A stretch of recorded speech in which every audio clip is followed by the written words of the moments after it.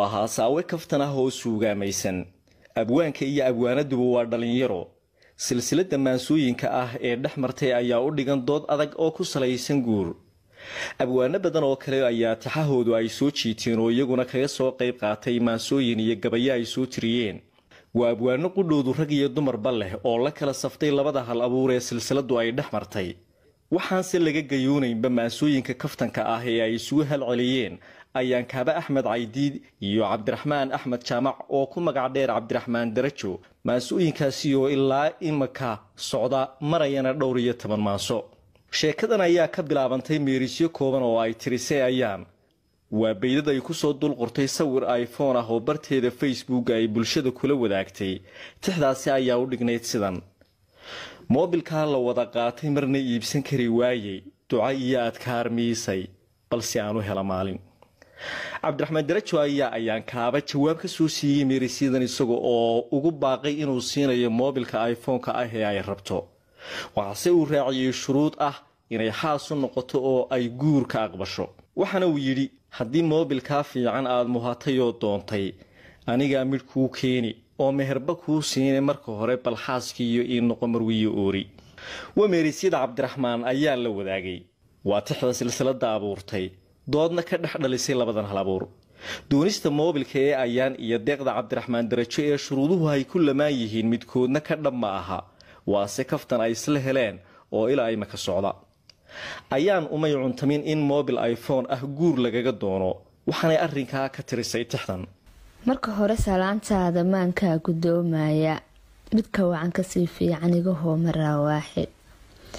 kaftankeena marinkiisa dadku way ma jeerteene hadda waa markaydii aan miimka ka higaadsho magacaygu waa kaaba mutibaan hablaa dheere nin kastoo ismoodaya inuu maal adduun haysto nama jaro miskiinkaasi nin nasiib la mooyaane quruxdana macbuudkaygu igu miis dhammaanteedba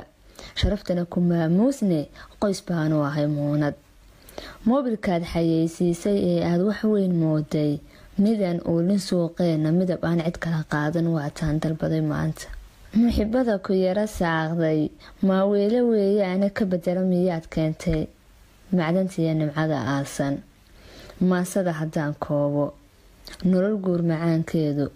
degdeg iyo gal uun ma aha waxaa loo maraa daal ee waa maxay ujeedkaagu Cabdiraxmaan jawaabta ayaan kuma harin meherkii ay ka biyadiidayna waxba kama bedelin waxna kuma soo darin waxa uu soo noqday isagoo raba inuu ku qanciyo moobilkaasi waxa uu sharaxayaa in moobilka uu rabo inuu guurkeeda uu ku hantaa ka qiimo badan yahay geela iyo guunyada kaleba waa kan isagoo ku nuuxnuuxsanaya muhiimadda moobilka iyo siduu u mudan yahay in meher lagu kala qaato murtidaada jaangoysan hadalkaaga miisaaman iyo erayga meelaysan dadku waa u mashxaradeene horta mudo salaan diiran kaftankeena maamuusan wax munaafiq sheegtoo dhan shaydaanka madow oo dhan laga naar maqluubkoo dhan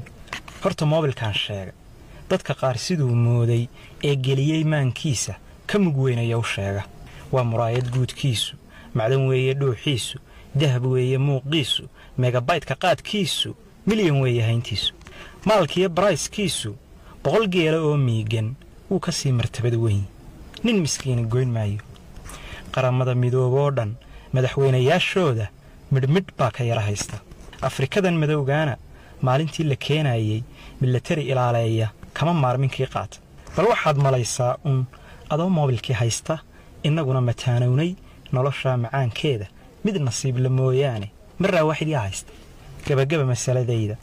waxa aan ku soo moosay intaan maansa kuu sheegay ama kuu maldahay sheeko dadka ha iska maqashiinin hablahana ka qari maandhay waa intay